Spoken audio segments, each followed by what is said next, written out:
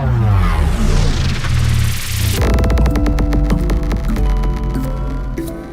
friends, today I want to address a common issue that is just plaguing the entire community of recording artists using Ableton Live, and this is something that I struggled with really early in my Abletoning.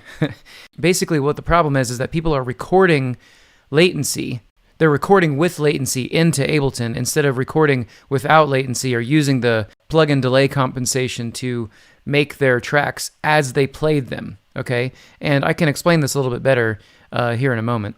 But let's just take a look at what's going on here. Here's track 9, and as you can see, I've made myself a nice little guitar signal chain here, so it sounds like this.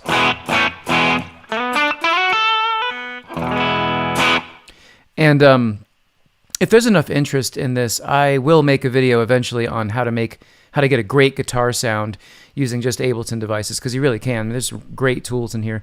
But the subject of this video is trying to figure out how to record without recording latency, okay? So the thing to know is that if I was to record with these settings, this track is armed, and I would just record right into this track, I would be recording with latency, meaning it would play back the audio with the latency, meaning it wouldn't play back the timing that I actually physically played, okay? Let me show you how this works. So what I'm going to do is, here's track 9 with this signal chain. I'm going to actually duplicate this. So Command D, or alternatively you can right click and go to duplicate.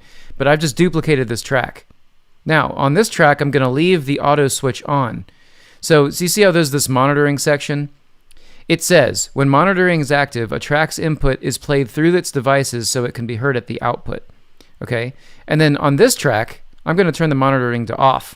Okay? Now, let's go ahead and record this part. I'm going to turn this bracket off real quick. I'll back this up and I'll record this part.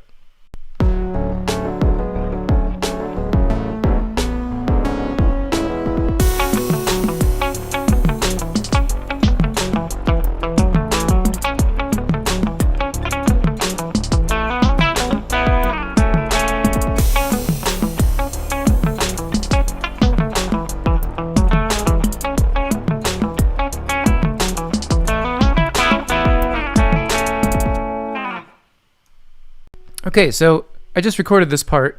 Let's go ahead and take a look at this. Now, as you can see, I just recorded it into both of these tracks. And maybe from a bird's eye view, this looks exactly the same. These are exactly the same waveforms. And yes, they are. But let's go ahead and zoom in a little bit. What the hell? Do you see what I'm talking about? Look at how far apart these two are. And the only difference is when I recorded is I had the monitor switch turned to off on this track. And on this track, I had the monitor switch turned on. These are exactly the same signal chains, okay? Same signal chains in 9 and in 10. What's going on here? Let's go ahead and take a listen to the difference. So with this track, I'll turn off my main track. Let's listen. Do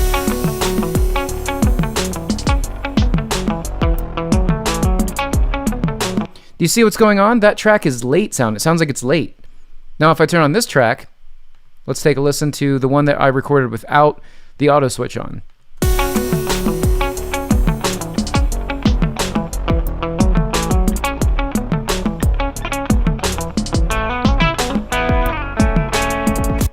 So let's talk about what's going on here. Essentially, what you're looking at is Ableton committing the latency that exists in your system to the recording if you're listening to your track with the auto switch on. If you're not listening to the track with the auto switch off, it will apply to that track the delay compensation to compensate for the latency that's being created by all of your plugins and your sound card and everything else. Okay? Let's look at this another way. So if I go to my preferences, I want to show you something. I've left Ableton on its standard buffer size. When you, if you've never touched this before, likely your buffer size is at 512 samples. Now, if you crank this down to a lower sample rate, like 128 or 64 or something, you can usually glean out a little bit less latency. And a lot of musicians that use Ableton devices tend to leave their buffer sizes lower like this so that they can get as low latency as possible. But that doesn't fix the issue. The issue still exists that there's going to be some little tiny bit, no matter what you do, of latency if you record with the auto switch on. But then you might be thinking, well, dude, how am I going to hear my instrument when I'm recording? Well, that's exactly what I want to talk about. Hey, just real quick, I wanted to let you know I'm making Ableton online courses. They'll be covering macro topics like mixing, sound design, composition, songwriting, live performance, and more. And I should say you can learn anything that you want to learn off of YouTube, but much of the time it's really hard to find exactly what you're looking for, and the information is, well, just wrong. These courses will be thorough, optimized, and organized to help you take your skills to the next level really fast. And happily, at the time of this video, I am probably less than 2 months from launching both the songwriting and composition course and the mixing course. So if you want to be notified when those courses are available, just put your email in the link that I'll put in the description and in the comments. Awesome, let's get back to it. So you can build a beautiful signal chain here, and you can put your sample buffer size real low, like at 64 or 128, and it's totally playable at that point. But you still need to record a second track with the auto switch off, or with the monitoring switch to off, set to off, because that is the track that's going to have 0 latency on it, all right? There's another way to do this. Let's go ahead and look at my sound card. So I'm using a UAD Apollo, and as you can see, this track is muted, and this is the track my guitar is coming down. Right? Now if I unmute this, listen. There's a clean signal underneath of my distorted signal. Let's go ahead and turn these off so you can hear.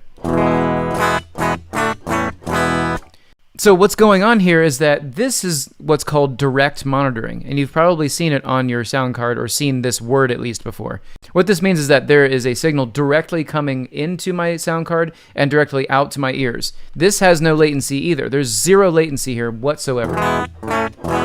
This is just coming directly to my ears. So when you're recording vocals, guitar, or maybe you have a mic set up and you're recording an amp, or you've got a trumpet, I don't know, whatever it is, sometimes the best solution for monitoring is just listening to the direct signal back into your ears. And most sound cards will have a mixer, right? So you can change the levels. And my UAD card actually has insert effects that I can use and all kinds of other stuff. I even have sends and returns for reverbs and stuff like that. But this is a pretty robust sound card.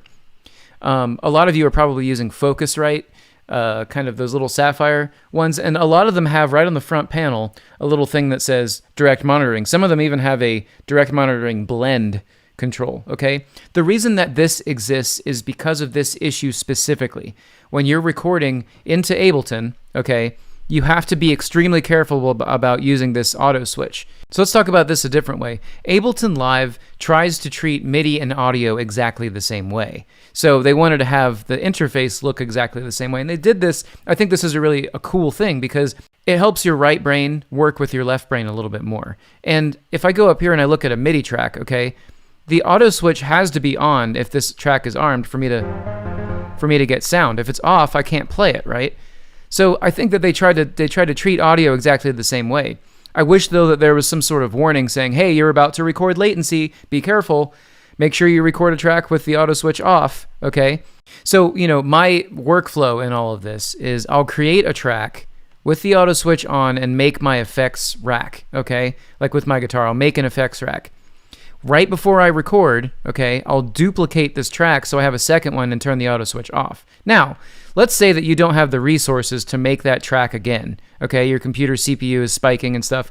You can always just, after you've recorded and you like the take, you can always just copy your signal chain and put it in the track that you recorded without latency, and then you're done. You know what I mean? You already got it. Or you could just take the audio and drag it up, right? So I hope this video is helpful to you. It's crazy how many people are recording latency into Ableton. It's absolutely nuts. I wish that it was better explained right off the bat, but now you know, okay? So if you like this kind of thing, like, comment, subscribe. Thanks for watching, everybody. I'll see you next time.